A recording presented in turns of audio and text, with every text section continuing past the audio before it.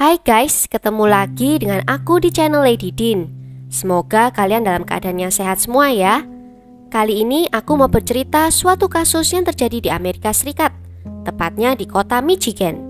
Kisah tentang seorang atlet olimpiade yang berprestasi tapi harus jatuh ke dalam kesusahan yang dibuatnya sendiri. Tanpa basa-basi lama-lama, kita langsung masuk ke ceritanya ya. Sebelumnya, jangan lupa untuk subscribe dulu channel ini dan nyalakan lonceng notifikasinya supaya kalian tahu video terbaru dari aku.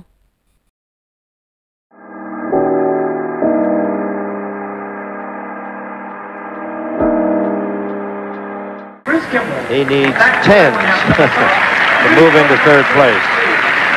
Well, I certainly won't put it past him. If he gets 10s, he will move into first place. It's a back 1.5 somersault with 3.5 twists. This is Bruce's highest degree of difficulty dive. He practices this on the trampoline all the time. Well, it's close to a 10, isn't it? Yes, it is very close. He demonstrated total control, and that is a difficult dive to make. And to be that tight and that clean on the entry is spectacular. Oh, that was super. Here we go. Bruce gets his arms up right away and gets into the twist early. That's important when you're doing 3.5 twists. You have to complete those twists and look right at the water in order to tighten down and not go in making very much splash at all. John Youngfart, an arm stand. There are his scores. Bruce Kimball adalah seorang atlet meloncat indah yang lahir pada tanggal 11 Juni 1963 di kota Michigan. Ayahnya, Dick Kimball, adalah seorang pelatih yang perfeksionis dan kaku. Dulunya dia adalah seorang atlet loncat indah, tapi belum pernah memenangkan medali olimpiade dalam karirnya. Dan sekarang dia adalah seorang pelatih sukses yang mengantarkan 9 atlet loncat indah memenangkan medali di ajang olimpiade. Sedangkan kakak dari Bruce adalah seorang drummer punk rock bernama Jim Kimball. Bruce yang merupakan anak tengah adalah harapan besar dalam keluarga untuk meneruskan karir ayahnya sebagai atlet loncat indah. Bahkan dia dinamai Bruce seperti atlet loncat indah pendahulu, Bruce Harlan. Dia memulai belajar loncat indah saat berusia 6 tahun dan berhasil menempati urutan ke-14 di ujian olimpiade saat usianya masih 13 tahun.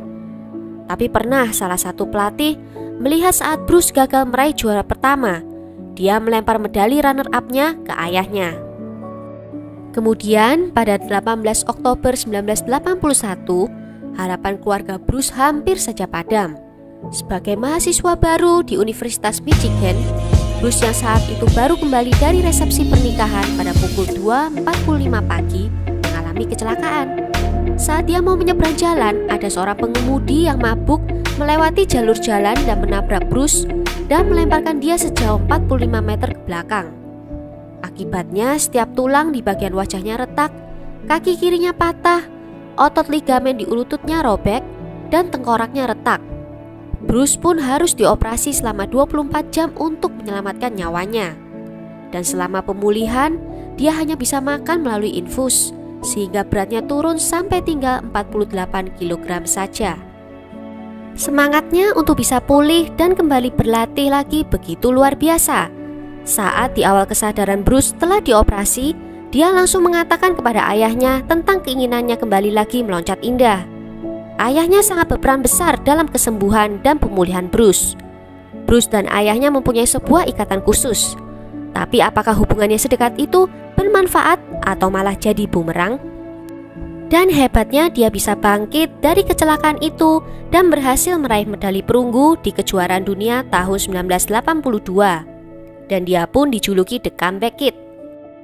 Pada Olimpiade 1984, dia berhasil mengalahkan Lee Kong Cheng dan mendapatkan medali perak. Waktu itu posisi pertama ditempati oleh Greg Louganis, atlet loncat indah terhebat saat itu. Dan 4 tahun kemudian, 2 minggu sebelum diadakan uji coba untuk Olimpiade Korea Selatan, dia terlibat dalam sebuah kecelakaan besar. Saat itu dia mengemudi dalam keadaan mabuk dan menabrak kerumunan anak muda. Ada orang yang mengatakan kalau Bruce telah menempuh jalan yang buntu dalam karirnya.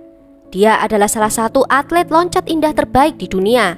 Namun dia merasa masih kalah dengan pesaing terberatnya Greg Louganis. Dan mungkin karena tekanan yang dia rasakan, dia menjadi suka minum berlebihan.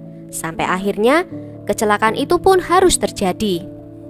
Pada tanggal 1 Agustus 1988 di pukul 11 malam, waktu itu Bruce sedang dalam perjalanan untuk menurunkan temannya Chuck Wade di rumahnya.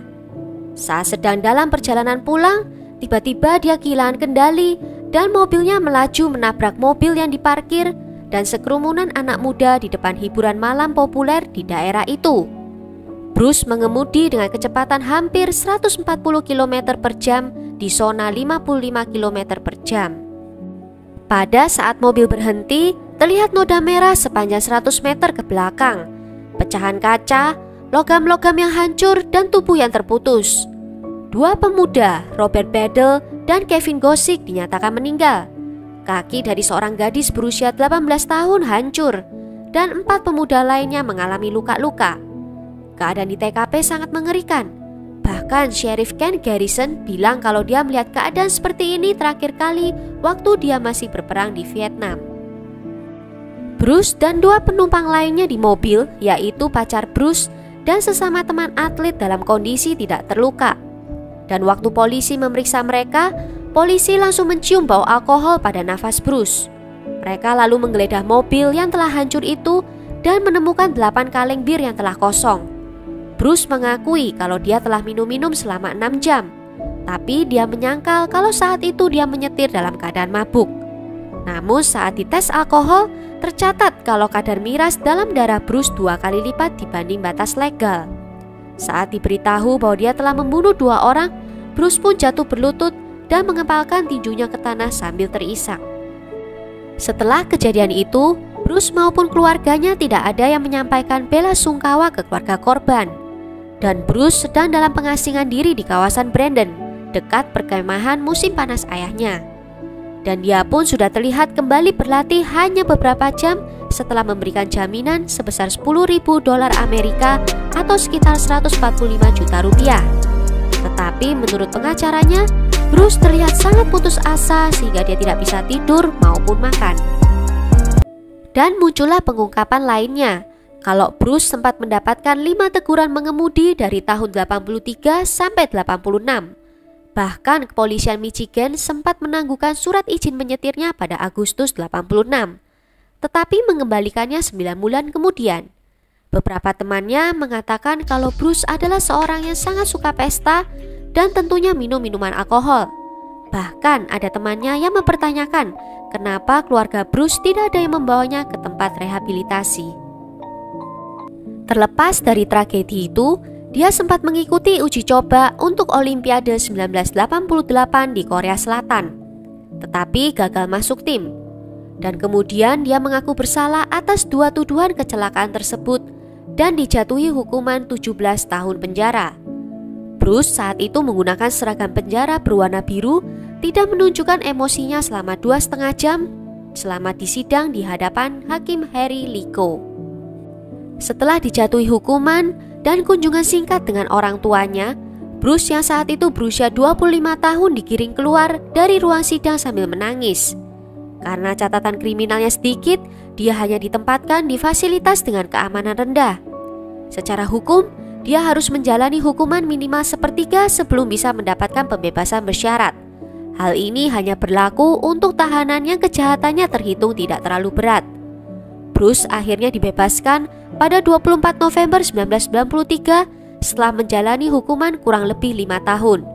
Sebagai bagian dari hukumannya, pengadilan juga mencabut surat izin mengemudinya secara permanen.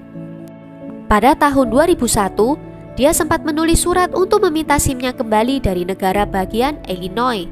Sejak pindah ke daerah Chicago, Bruce juga telah menyelesaikan gelar sarjananya dan mendapatkan pekerjaan sebagai guru olahraga di sebuah SMA. Di tahun 2002, saat istrinya melahirkan anaknya, Bruce merasa lebih sulit untuk bepergian. Dia memohon kepada negara untuk bisa memberikan SIM-nya lagi.